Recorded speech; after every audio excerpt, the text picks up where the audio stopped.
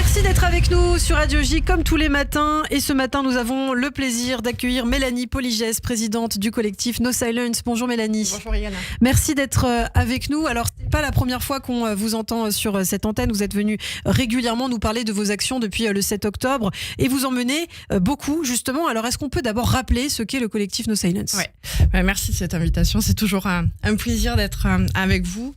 On a créé No Silence. Au début, on s'appelait Rape is Rape. Ouais. Au lendemain du 7 octobre, lorsque les féministes traditionnelles et revendiquées nous ont trahis par leur silence, par l'ignorance des viols qui avaient été perpétrés à la fois sur les victimes du 7 octobre et les otages. On est né de cette trahison et on continue maintenant avec cette association, le 1901, qui est féministe, humaniste et où on est mixte. Ouais. Alors effectivement, et vous menez plusieurs actions. Il y a eu ce défilé dont on a parlé il y a quelques semaines que vous aviez organisé à Paris et un défilé que vous avez exporté à la Knesset, au Parlement israélien. Absolument. Ce défilé a eu plusieurs histoires. Il est d'abord né en décembre, si vous vous souvenez, où on avait défilé devant les locaux du L à l'époque où ils avaient fait, Alix Giraudela avait fait cet édito terrible où elle avait renvoyé des terroristes palestiniennes en prison dos à dos aux otages israéliennes. On avait fait ce défilé des otages qui a eu une évolution avec la Fashion Week, où Fashion Week Homme qui était prêt, on n'avait pas pu défiler pour des raisons de sécurité. On l'a fait pour la mode femme, le 3 mars. Et ce défilé, il raconte l'histoire du 7 octobre avec les codes de la mode, parce que malheureusement aussi, on voit qu'il y a aujourd'hui la normalisation du terrorisme passe aussi par les codes vestimentaires. Les marques n'ont plus peur d'utiliser ces codes-là, de styliser le look du terroriste. Les Kéfian, on l'a encore vu avec Kate Blanchett. C'est ça, avec sa robe aux couleurs du drapeau palestinien. Voilà, donc nous aussi, on a pris à rebours. On est plusieurs à venir de ce secteur et on a pris à rebours pour communiquer différemment, donner aussi peut-être des moyens d'expression différents de sujets qui sont difficiles. À part on n'a jamais dit que c'était facile. Ouais.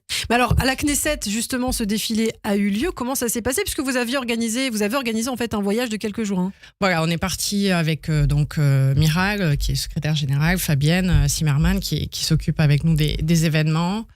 En fait, on avait rencontré à l'hiver Shelly Tagmeron, en lui présentant ce que l'on faisait, nos actions et notre volonté aussi d'une coalition internationale sur le sujet des viols. Les discussions ont fait qu'il y a eu le 20 mai, l'organisation conjointe, Shelly Tagmeron, donc, qui est députée à la Knesset avec Agnet, enfin l'organisation de cette coalition internationale. Ils connaissent nos actions. Ouais. Donc on a été invités non seulement à être membre de cette coalition, mais en plus à pouvoir présenter notre défilé à la Knesset, où alors nous on est partis à 3 et puis aussi avec Isaac qui est un musicien qui a joué la tikva au trombone, et on a mobilisé les Israéliens sur place avec nous puisqu'en plus on est franco-israélien. On a par exemple Elior Megoul qui a défilé, qui est le designer de la robe de Miss Irak, je ne sais pas si vous vous souvenez, à la soirée d'Elton John avec ses rubans. Bring them home. Absolument. Adi Sagan qui est une ancienne danseuse de Batsheva, et aussi la famille de Maya Fogler qui a été assassinée à Nova et qui la famille nous a donné ses rires pour qu'on puisse les mettre sur les bancs de son. Alors vous parlez, Mélanie, de cette coalition internationale des femmes contre les violences basées sur le genre comme arme de guerre. En quoi consiste justement cette coalition ? Quel est l'objectif ? En fait, aujourd'hui, c'est l'aboutissement de 7 mois de ce que l'on dit. Le viol est reconnu dans les textes, par les articles 6, 7 et 8 du traité de Rome, comme une arme de guerre. C'est un fait avéré, c'est dans le cadre d'une guerre.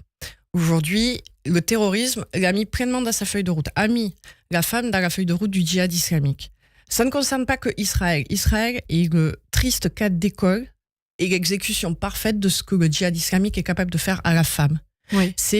Moi, par exemple, j'ai retrouvé une fatwa de Baghdadi en 2015 qui dit que violer la femme est le meilleur moyen de la convertir. Donc, si vous voulez, aujourd'hui, il faut qu'on sensibilise parce que ce qui s'est passé en Israël peut se passer ailleurs. Et mobiliser, on a été invité à Paris-Lana Sicurel à l'époque aussi. Députée européenne, il y a quelques mois au Parlement européen pour mobiliser l'Europe. Là, c'est à l'échelle internationale parce que de toute façon, l'Afghanistan est touché, la RDC est touchée, l'Algérie, le Bangladesh, les Ouïghours.